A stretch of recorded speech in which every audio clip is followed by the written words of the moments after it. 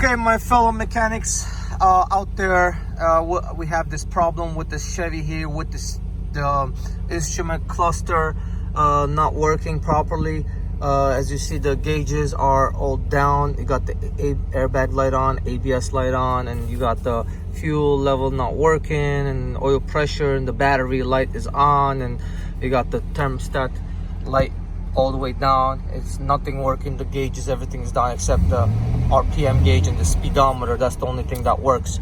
Now, the second thing on this car, second problem, you have radio doesn't come on. Okay, and what else we got? I already found the problem, so I'm just gonna go down the symptoms of things that you see wrong with it. Intermediate no start, battery is draining at the same time. Now, first thing first, check the battery voltage, make sure it's charging 14.5 volts, and if it's not, if it's below 13 volts, you got an alternator problem. It might be causing all these electronic issues. Now, with this car, it is the climate control. That's what the problem is, causing all these problems with this car. Now, you see the gauges are not working, everything like that. There's a serial data communication network on this car, which all these modules, the radio, the cluster, the climate control, then you have ABS module, then you have all these modules. They all communicate with each other, and they all have to be functioning. If one module is not working, it will affect every other component on the car. Now, the second thing on this car is if the symptoms is you have no communication with none of the modules on the car. You see, you have no communication whatsoever. You can go to transmission, and transmission is gonna have no communication. Nothing will communicate. You can't get any codes. You can't communicate with the car. No communication again. So this is how you can confirm which module is bad. Now, there is a junction splice on the underneath right here, the kick panel, and it's for the data, serial bus junction connector right here. You have this wires that go in there, and it's this plug right here. Now, what you do is you remove this junction plug out. All right, you remove this junction plug out and shut the car off. You remove the plug, and then you will see the pins inside. There's pins inside this thing, and you have to jump the terminal A and D together. Now, that's to get the computer working.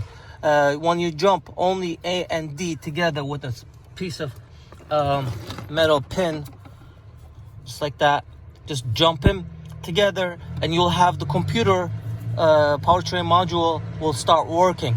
Once that starts working, then you can read the codes and stuff like that. Then you'll have the other components. What you're gonna do is eliminate which component in here is causing the no communication and all the clusters not working and this and that issue.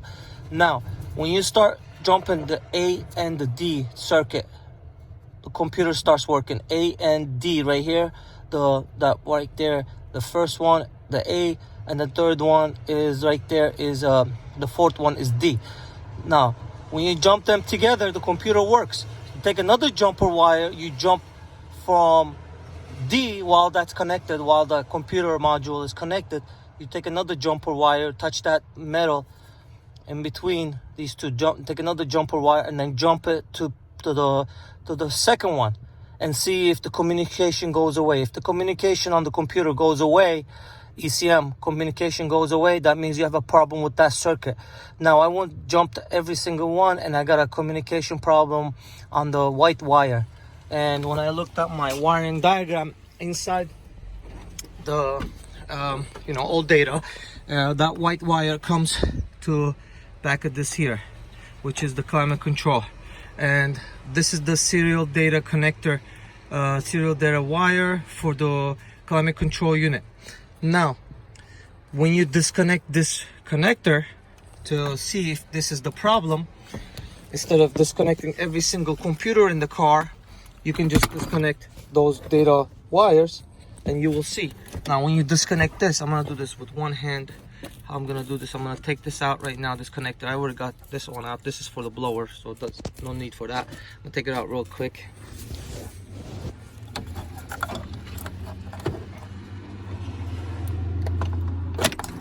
All right, now we got it disconnected. All right, and everything is connected back to normal over there. All right, now we're gonna start the car. Sorry about the camera. We have a starter problem too, by the way. Give it a second here. All right, now here we go. The cluster is working. The battery light is on. Airbag light will turn off. If it doesn't, just clear the codes, but it did turn off. And right now everything is working the way it's supposed to be.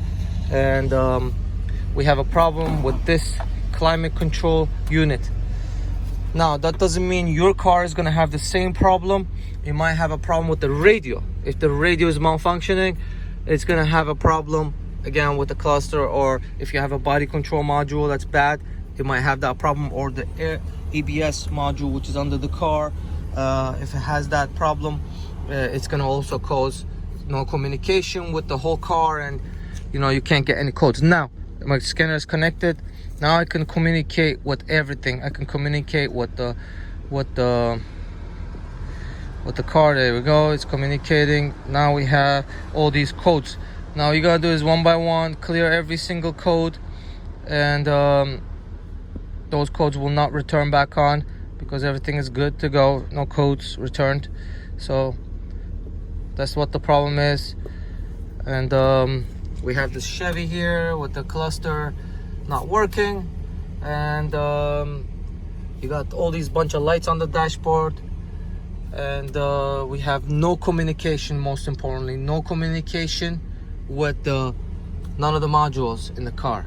Okay, you can't get any codes. If you have these symptoms, go ahead, pull the pins out of the junction box over there for the serial data connector junction box. Pull that out, and then jump every single one of them to see which one would not cause no communication. And whichever doesn't cause the communication problem, then that's your module problem right there. So you will need a scanner, you will need wiring diagrams, and you know, some wires and stuff like that. So thank you for watching. It's a very complicated problem, this thing right here, and Chevy 2004 Silverado, this one here.